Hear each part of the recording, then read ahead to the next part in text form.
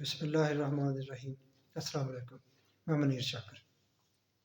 اس نشست میں بات کریں گے روایات کی جنت کا اصول، یہ روایات کیسے جنت دیتی ہیں۔ قرآن کی جنت کا اصول تو میں پہلے بتا چکا ہوں، جان جوکھوں کا کام ہے، تو روایات کیسے جنت دیتی ہیں، جو انتہائی سہل انگیز ہے، آسان، سہل پسندی بندے کی سرشت میں شامل ہے۔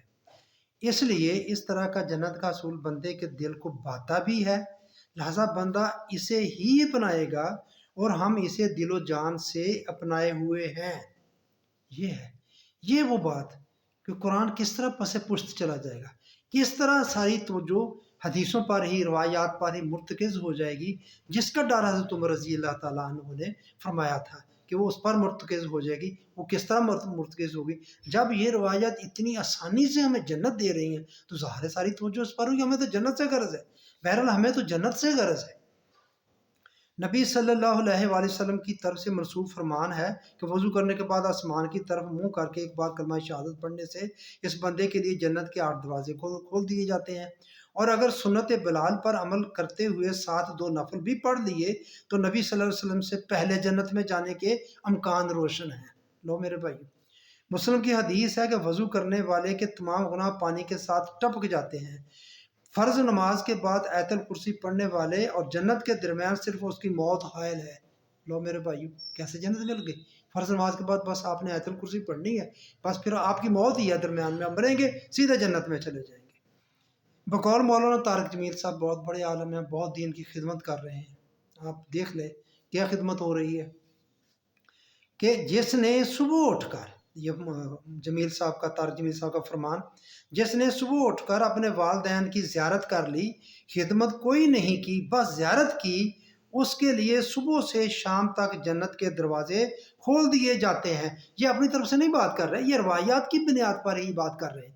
میں آپ کو بتا رہا ہوں، مولانا طارق جمیل صاحب تو ماہر ہیں ماشاءاللہ، اتنے بڑے عالم ہیں، تو میرے نبی نے یہ فرمایا تو اس کے فرمان کے بغیر تو یہ بات نہیں کرتے۔ تو آپ دیکھ لیں کہ والدین، ٹھیک ہے، بالکل بہت اچھی بات، لیکن جب صبح اٹھ کر اپنے والدین کی زیارت کر لی، خدمت کوئی نہیں کی، یہ لفظ ہے ان کے، نہیں کی، بس زیارت کی صرف دیکھ لیا، اس کے لیے صبح سے شام تک جنت کے دروازے کھول دیے جاتے ہیں۔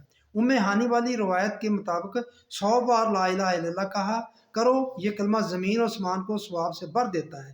نسائی کی حدیث ہے کہ جس نے صبح اور مغرب کی نماز کے بعد 7 مرتبہ اللہم اجرنی من النار، یا اللہ مجھے دوزخ سے نجات دے پڑھ لیا تو دن اور رات میں کسی وقت بھی مر جائے وہ جنت میں جائے گا۔ مسلم میں ہے ہر نماز کے بعد 33 بار سبحان اللہ، الحمدللہ، اللہ اکبر کہہ لیا کرو۔ جس نے یہ وظیفہ پڑھا اس کے لیے تمام گناہ بخش دیے جاتے ہیں، اگرچہ کتنے ہی کیوں نہ ہوں۔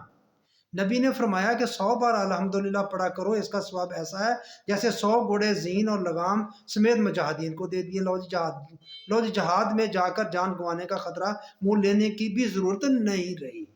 یہ اور بہت کچھ سیاستہ کی کتابیں ایسی باتوں سے بھری پڑی ہیں، بس توجہ قرآن پہ رکھیں اور جنت روایات کے طریقے سے حاصل کریں، تاکہ میرے جیسا کوئی احمق یہ تانا نہ دے سکے کہ ہماری توجہ قرآن سے ہٹ کر صرف حدیث پر مرتکز ہو گئی۔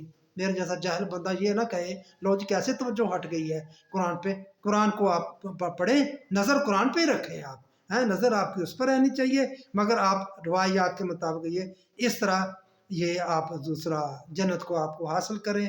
باقی رہا یہ کہ اللہ نے قرآن وحی مطلوب میں جنت کا حصول اتنا مشکل کیوں بنایا، اور روایات وحی غیر مطلوب یعنی کہ وہ بھی وحی ہے، اس میں جو قرآن کی وحی، اس میں قرآن جنت کا حصول اتنا مشکل ہے، جو میں نے آپ کو یاد پچھلی نشست میں بتائی ہیں کہ وہ کس طرح جان جوکھوں میں جان دینی پڑتی ہے، مال دینا پڑتا ہے۔ اور یہ روایات جو ہیں یہ بھی نبی کے فرمان ہے نا، احادیث ہے، یہ بھی جبریل ہی لے کر آئے ہیں نا، تو یہ اس میں جنت کا حصول اتنا آسان کر دیا گیا ہے کہ آپ بیٹھے بٹھائے آپ کو جنت مل جاتی ہے۔ میں اتنا آسان کیوں تو سوچنا بنتا ہے کہ قرآن و حدیث کا منبع اگر ایک ہے تو اس تضاد کی زد کس پر پڑتی ہے؟ تضاد ہے یا نہیں؟ بہرحال دین کے متوازی دین تو ضرور ہے، بس یہ میں بات کرنا چاہتا ہوں میرے بھائیو۔ یہ قرآن ایک الگ دین کی بات کر رہا ہے، اور جو روایات ہیں وہ ایک الگ دین، الگ پیٹرن، الگ چیز دے رہی ہیں۔ تو یہ میرے بھائیو آپ آگے خود سوچ لیں یہ فرق کیوں آ رہا ہے۔ اگر دیکھیں کہ قرآن بھی وہی ہے اور یہ روایات بھی حدیثیں بھی وہی ہیں، تو یہ اتنا فرق یہ کیوں ہے؟ اور یہ کس پہ پھر زد آئے گی؟ یہ کیا پھر اللہ کے بارے میں ہمارا تصور بنے گا؟ تو بس بھائیوں میں نے یہ بات آپ سے کرنا تھی، آگے آپ کی مرضی ہے، التماس ہی کر سکتا ہوں، التماس ہی کر رہا ہوں کہ آپ میری بات کو آگے پھیلانے کے لیے میرے مددگار بن جائیں، میرے چینل کو سبسکرائب کریں، لائک کیا کریں، شیئر کیا کریں، کمنٹس کیا کریں۔ آپ کا شکریہ۔